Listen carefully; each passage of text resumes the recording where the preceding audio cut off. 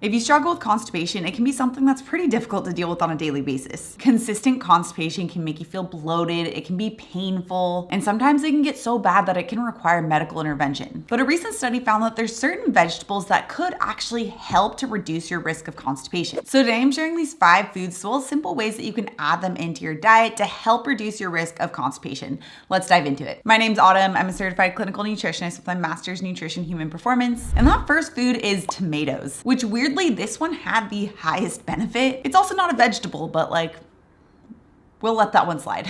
The study found that those who had more tomatoes had a 34% reduced risk of constipation. And although the study doesn't explain why each of these vegetables had the benefits of reducing constipation, here's my thoughts on why. Tomatoes do have a pretty high water content, so that could help to contribute with reducing risk of constipation. It does have some fiber, but you need to eat quite a lot of tomatoes to get a decent amount of fiber. You need to eat about 5 whole tomatoes, not like those little tomatoes, but 5 whole tomatoes to get about 7 grams of fiber. But whatever the reason is for why tomatoes could reduce your risk of constipation, you don't want to just have ketchup.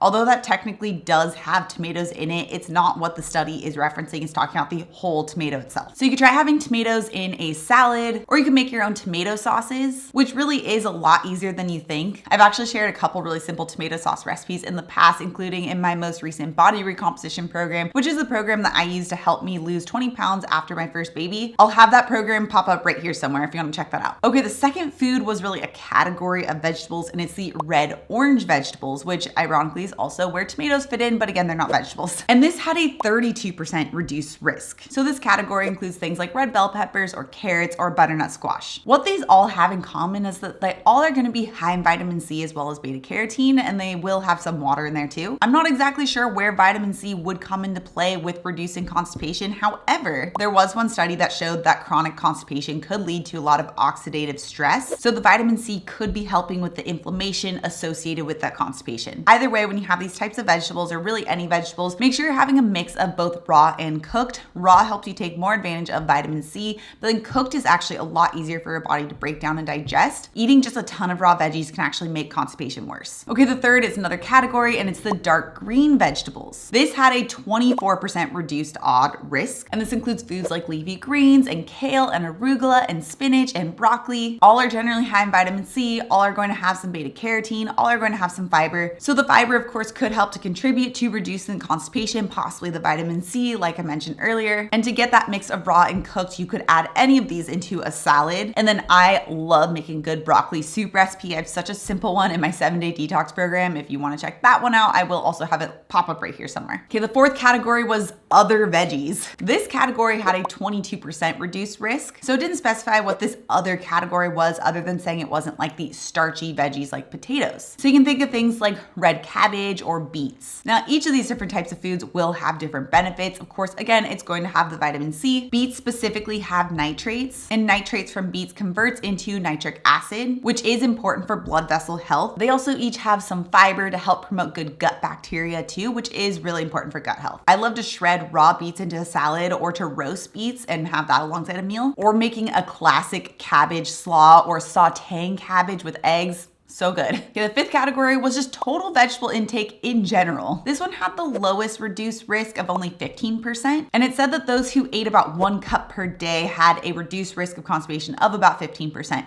which 1 cup really is pretty low for vegetable intake. But then again, this might highlight the specific importance of different types of vegetables and why it's a good idea to get a variety of each category to see these different benefits. Now, all that said, before you go rushing over to make these 5 different foods, there are 5 things you really need to consider, especially when it comes to gut health and constipation, to make sure that you won't make it worse. And since we're talking about veggies, that first thing to really consider is that more veggies is not always better. The first piece of advice people will often give you when you have constipation is to eat more veggies because the fiber will help you with constipation. Although this is kind of true, the issue is that if you are not also increasing your water intake, this could actually make constipation worse because it's not allowing to actually pull that fiber through your GI tract. So never, never, never just increase your fiber. You also need to increase your water, especially if you classically don't consume water or don't consume much water, or you have sugar sweetened drinks. It's even more important to make sure that you are upping your water intake. Typically about half your body weight in ounces is a good place to start. So if you weigh like 150 pounds and you want about about 75 ounces. Okay, the second thing is also very important to consider with constipation and gut health, and it's that movement matters. Lack of movement can be a huge contributor to constipation. And that's because when we aren't moving as much, it can really stall our gut cleaning process called the migrating motor complex.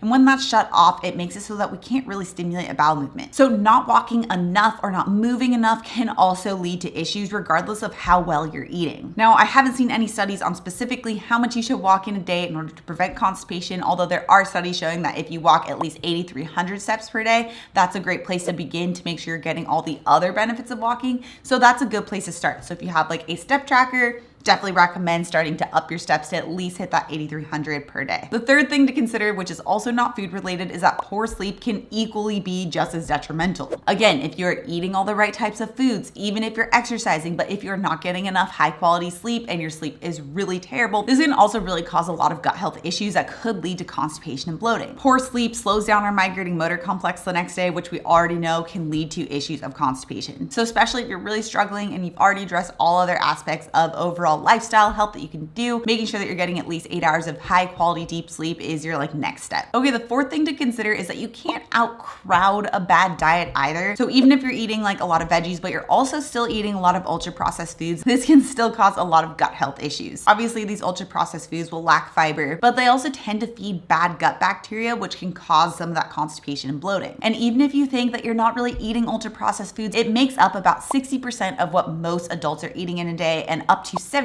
of what most kids are eating in a day. And ultra processed foods are everywhere. I did a whole video on really great ultra processed food swaps, so you definitely need to check that out. I'll have it linked right up here. And the fifth thing to consider as well is that snacking can also really cause some issues too. Snacking also shuts off the migrating motor complex because the migrating motor complex is only turned on when we're not eating. It takes about 3 hours and 45 minutes for one full cycle to complete. So focusing on eating full meals without snacks, getting those gaps between your meals, and possibly even incorporating intermittent fasting help double down on those gut cleaning benefits could be a really important step on your gut health journey. In fact, I had really bad gut health for a while, and that's actually why I started using intermittent fasting in the first place, and my gut health is so much better now. I never get bloated. I never really have those gut health issues anymore. So if you want to check out my top tips for how to get started with intermittent fasting, you can find it with this video next. Also, if you're new to my channel and you love this science-backed information, make sure you subscribe right here. Come out new videos every Tuesday and Thursday. All right, guys, thanks so much for tuning in, and I'll see you in my next video.